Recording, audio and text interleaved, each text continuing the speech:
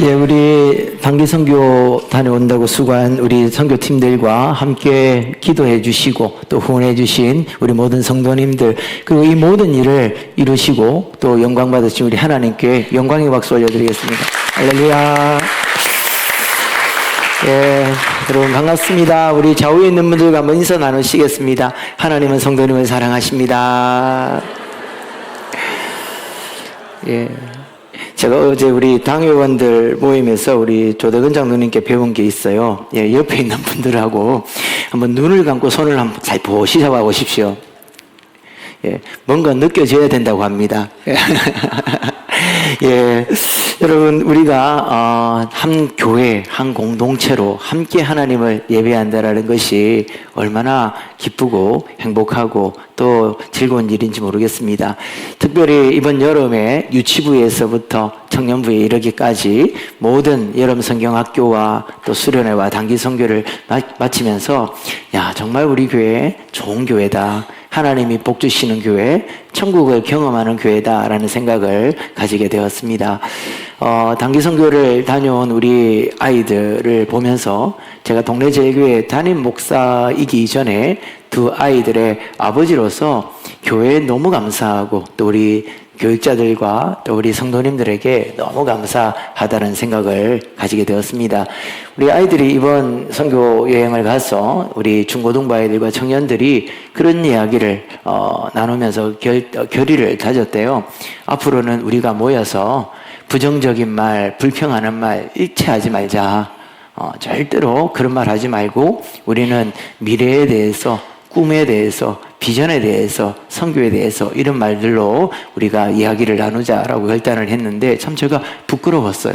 야, 참 어떻게 아이들이 입술에서 저런 말을 할 수 있을까? 하나님의 음성으로 듣게 되었습니다.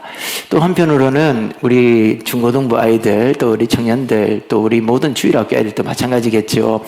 수련회와 성경학교와 이 단기 선교의 여름 이 사역들이 너무 좋으니까 매일이 수련회면 좋겠다 이런 이야기를 해요. 선교에서 돌아오고 싶지 않다. 매일 선교 가면 좋겠다. 그런 이야기를 합니다. 저도 생각을 해보니까 이전에 학교 다닐 때에 수련회 가면 마지막 날이 그렇게 아쉬웠어요. 너무 좋아서 집에 가기 싫어서 정말 여기에서 계속 살면 좋겠다.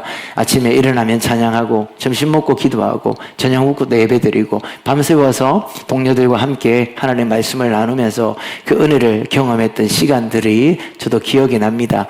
그리고 뭐 꼭 수련회가 아니라 할지라도 처음 예수 믿고 교회 왔을 때 제가 느꼈던 제 마음의 소원은 주일이 6일이고 그리고 세상에서 나가는 공부하는 날이 하루면 좋겠다. 그런 생각을 했었어요.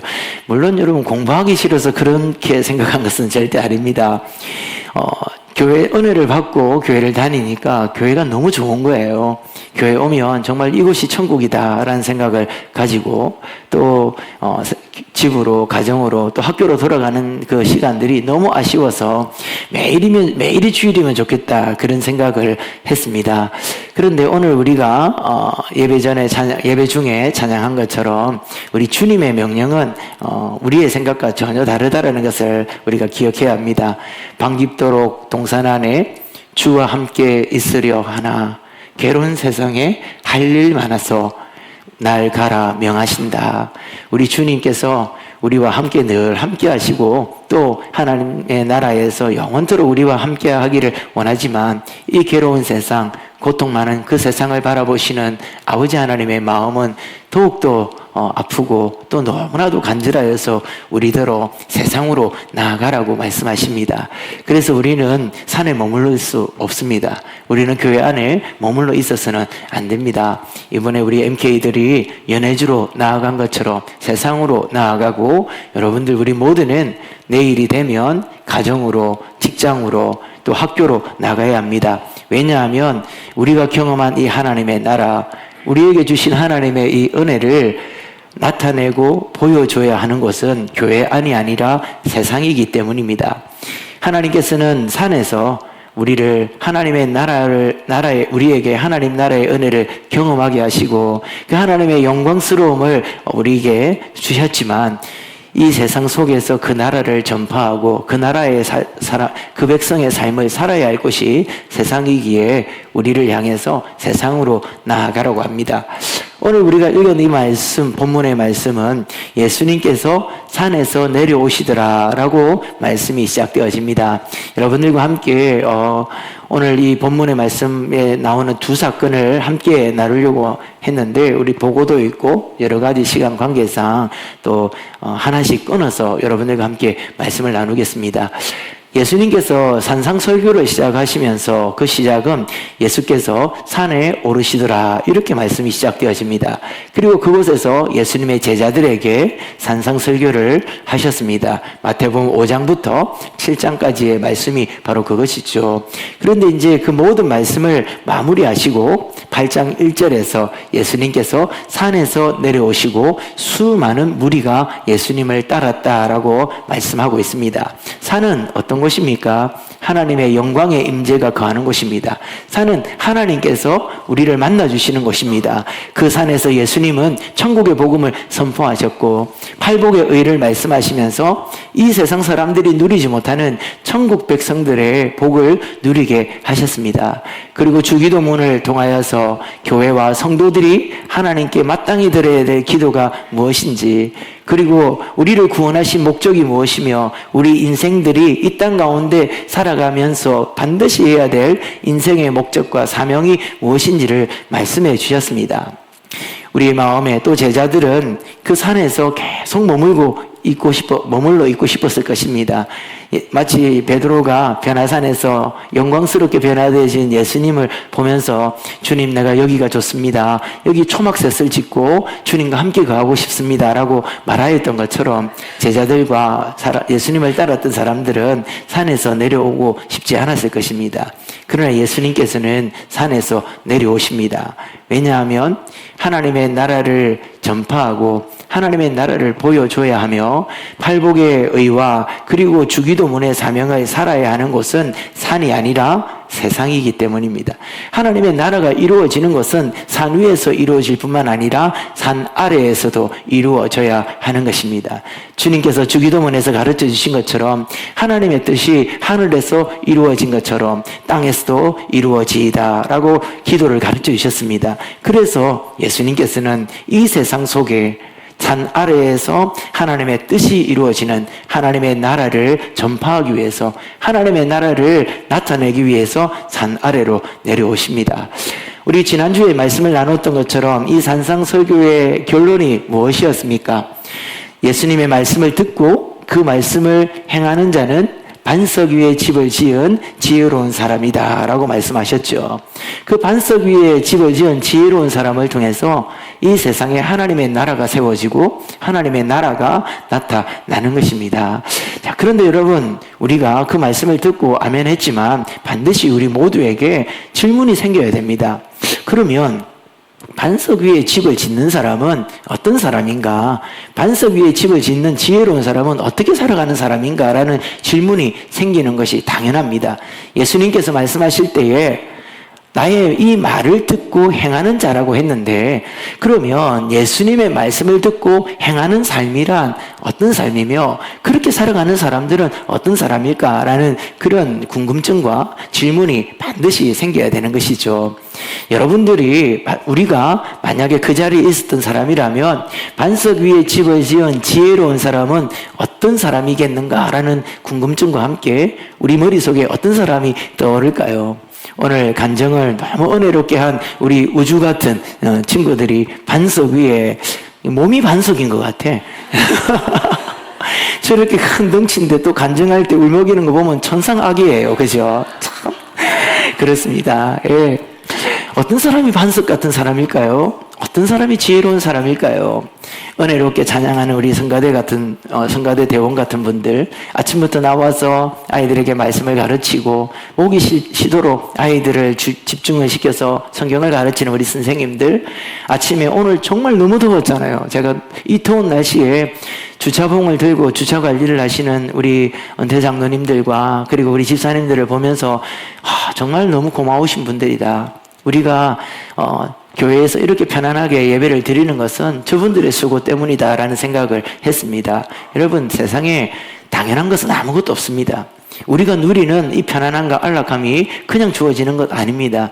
이것을 위해서 누군가는 땀 흘려 수고하고 눈물로 기도하는 사람들이 있기에 우리가 이런 은혜를 누리는 것입니다. 이런 분들이 반석 위에 집을 지은 지혜로운 사람이다 라고 하면 우리가 쉽게 이해가 될 것입니다. 예수님께서 산상수훈의 말씀을 이어서 하시는 겁니다. 7장까지는 말씀으로 하셨던 그 산상설교의 말씀을, 천국의 복음을 이제 산 아래 내려오셔서 직접 우리에게 그것이 어떤 곳인지 또 그 사람이 어떤 사람인지를 보여주십니다.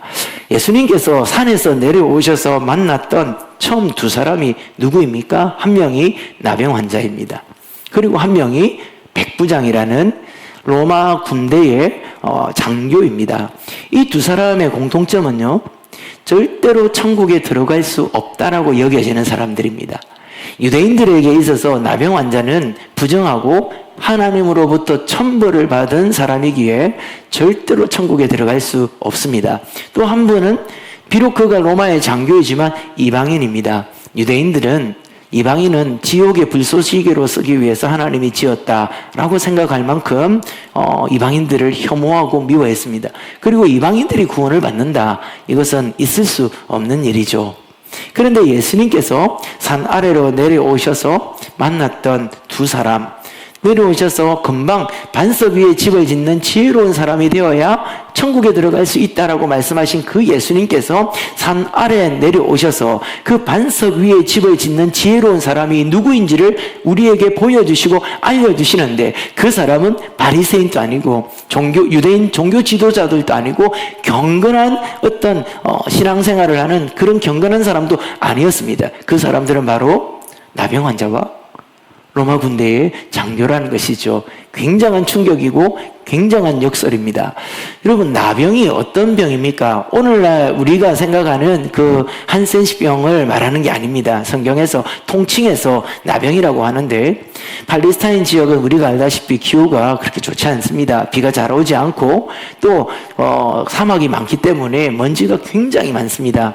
그래서 먼지를 많이 덮어 쓰는데 물이 귀하니까 목욕을 잘 못하겠죠. 그러면 뭐가 생깁니까? 피부병이 생기잖아요. 성경에서 말하는 이 나병이라는 것은 이 팔레스타인 지역에서 유행하는 모든 피부병을 통칭해서 하는 말입니다. 어떤 피부병은 낫기도 하지만 어떤 피부병은 이유도 알 수 있고 알 수 없고 치료 방법도 알 수 없어서 불치병으로 여겼던 병이 바로 나병입니다. 그래서 그들은 율법의 규정을 따라서 나병이 걸리면 성 밖으로 쫓아냅니다. 성 밖에서 격리된 삶을 살아야 되는 것이죠. 여러분, 우리 격리되어 본 적이 있으시죠? 불과 몇 년 전에 우리 모두는 코로나라는 나병에 걸려서 가정에 격리가 되어지고 식구들도 방에서 나오지 마라 그러더라고요. 방에서 나오지 말고 방 안에서 주는 거나 먹어라 이러면서 끼니가 되면 죽으시어서 이렇게 주시는데, 하루는 편했어요. 3일, 4일, 일주일 되니까, 내가 나병 환자구나. 내가 천벌을 받았구나. 이런 생각이 들었죠. 뿐만 아니라, 여러분, 식당에서 쫓겨나기도 하고, 엘리베이터 안에서 아무런 질병도 없는데 기침 한번 잘못했다가 수많은 사람들의 눈총을 받았던 경험들 있으시죠? 평생을 그렇게 살아간다고 생각해 보신 적 있으십니까? 그 정도가 아니라 돌로 쳐서 죽입니다. 사람을 부르지도 못합니다. 다른 사람의 것을 만지면 그것도 부정하게 됩니다.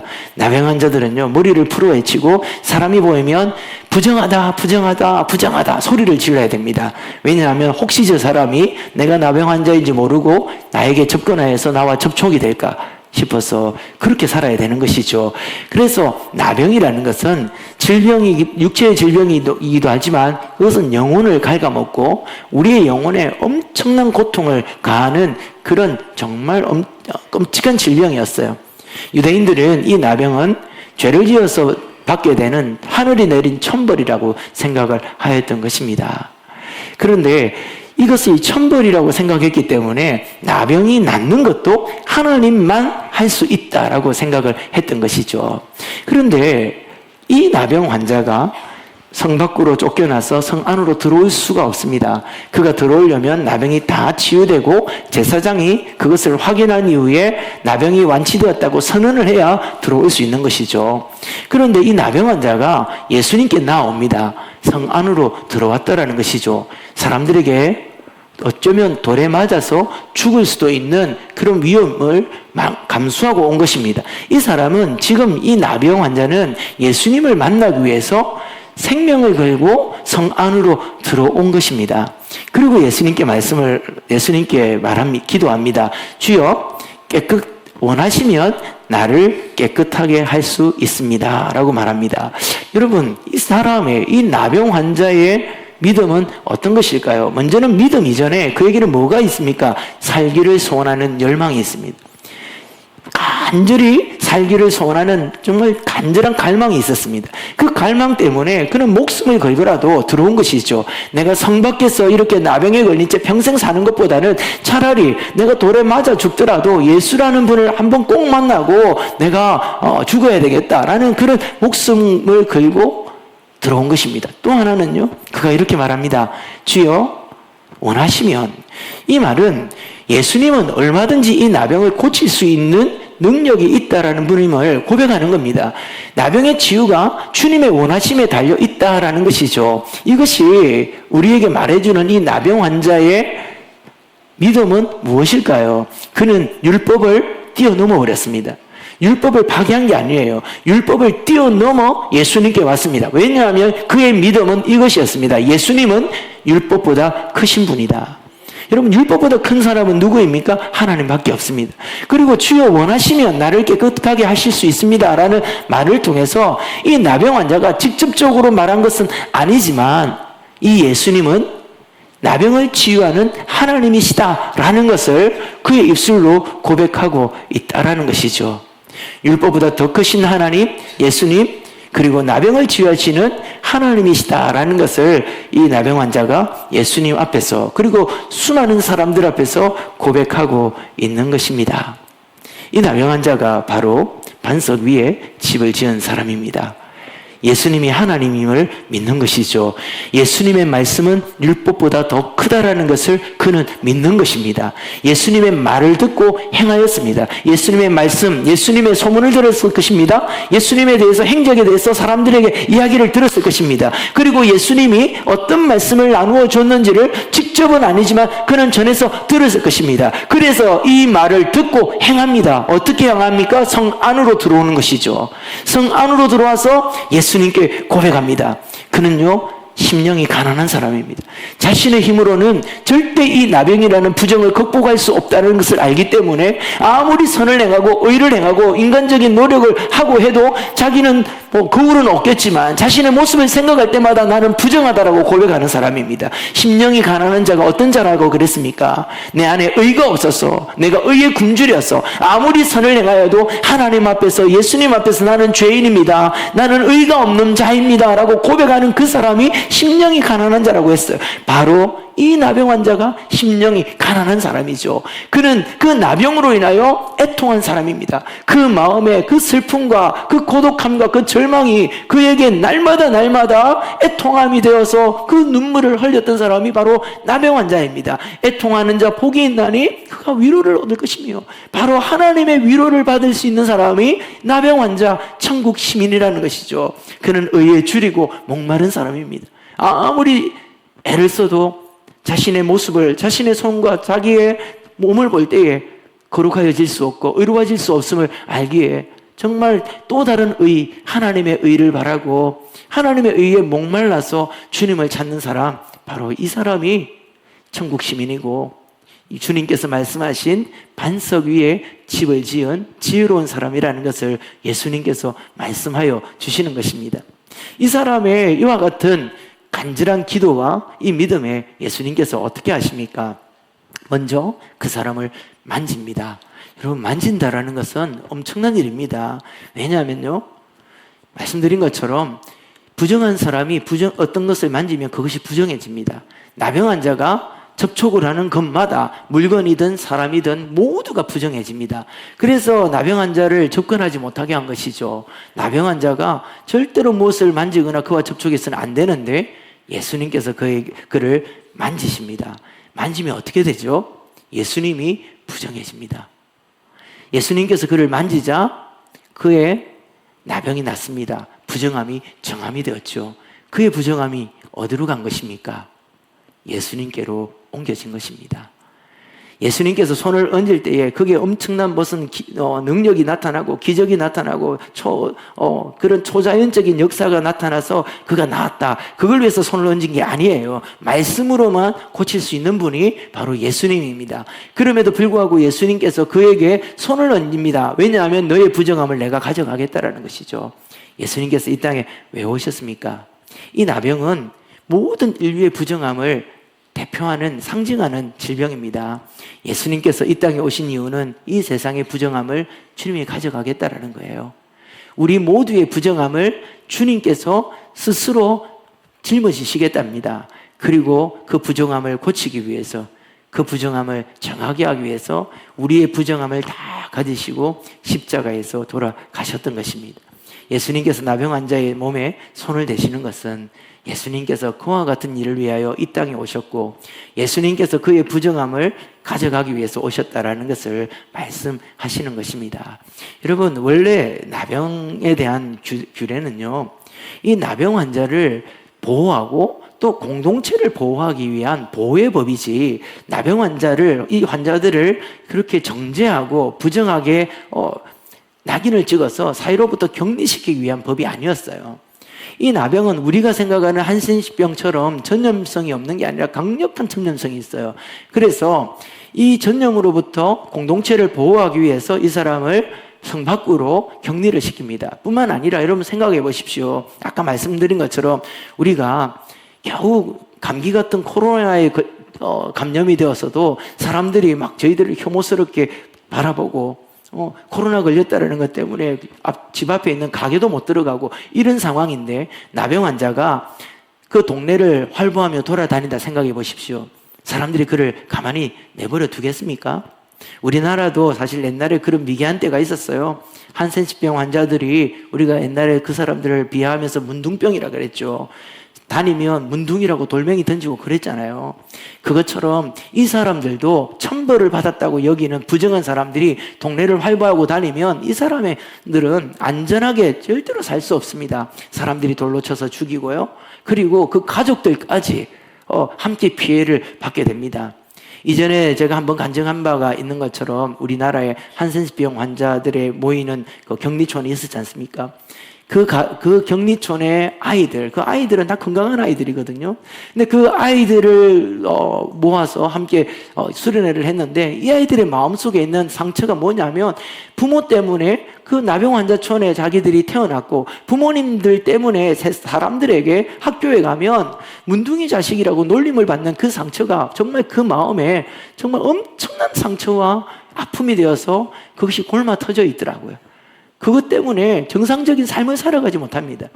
그러한 이유 때문에 가족으로부터도 이 나병 환자들을 격리시켰던 것이죠. 그들을 보호하기 위해서입니다. 그리고 나병이 다 낫고 나면 제사장에게 가서 검사를 받고 제사장이 나병이 치유됐다고 사람들에게 선포를 합니다. 왜 그와 같은 일을 하냐면요, 나병이 치유되어도 우리 어떻습니까? 혹시나 아직 남아있을까? 이전에 우리가 코로나 다 나왔다 그러는데도 그래도 아직 모르니까 근처에 오지 마라 막 그러잖아요. 다 나왔다고 아무리 말을 해도 그 병이 나았어도 사람들이 그 이전의 일들을 생각하면서 그를 여전히 차별하는 그런 문제가 발생할 수 있는 거죠. 그래서 공적으로 제사장이 선포를 하는 겁니다. 이 사람은 더 이상 부정하지 않다. 이 사람은 정결하게 되었다. 그래서 정결 제사를 드리고 마을 공동체 안으로 다시 초청하는 거. 이것이 사실은 나병 환자에 대한 율법 규례의 원래 의미예요. 근데 율법주의가 사람들이 만들어 놓은 이 율법주의의 규정이 나병이 걸리면 그냥 천벌을 받아서 격리되어지고 평생토록 마을 안에 들어오지 못하는, 하나님께 천벌을 받은 부정한 사람으로 낙인을 찍어버리게 된 것이죠. 예수님께서 그에게 손으로 만지십니다.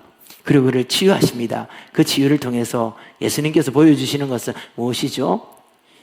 하나님께서 정하신 이 은혜의 율법, 이 사랑의 율법을 회복시키는 겁니다. 율법을 회복시키는 거 누구만 할 수 있습니까? 율법보다 더 크신 하나님만이 하실 수 있는 것이죠. 마태복음 5장에서 7장까지 예수님께서 말씀하셨던 산상설교가 구약의 모세에게 주어졌던 그 구약의 율법을 완성시키는 하나님 나라의 새로운 법이다라는 것을 우리 주님이 말씀하고 있습니다. 그리고 여러분, 우리가 생각할 때에 여러분들, 내가 만약에 이 나병 환자였다면 예수님께서 나에게 손을 대실 때에, 예수님께서 손으로 나를 만지실 때 여러분 어떤 마음이 들었을까요? 그는 자신의 나병의 환부를 볼 때마다 엄청나게 마음 아팠을 겁니다. 어떤 자신의 인생을 저주했을지 모르겠습니다. 사람들이 자신의 틀어지고 또 긁고 부스럼이 되어진 자신의 피부나 얼굴 모습을 볼 때마다 부정한 인간, 천벌을 받은 인간이라고 말할 때마다 자신의 모습이 너무 끔찍스러웠을 것입니다. 그는 사람을 몸을 만지기는커녕 사람 근처에 접근도 못하는 것이죠. 그런데 예수님께서 말씀으로만 나으라 라고 말할 수 있는데 직접 오셔서 그 환부에 손을 얹으십니다.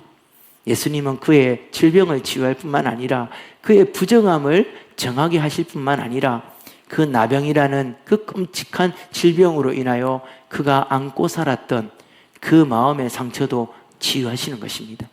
아무도 만져주지 않았던 그의 손을 잡아주시고 그의 몸에 손을 대시면서 거룩하신 하나님이, 순결하신 예수님께서 그 부정한 환자의 몸을 안아주시는 것입니다.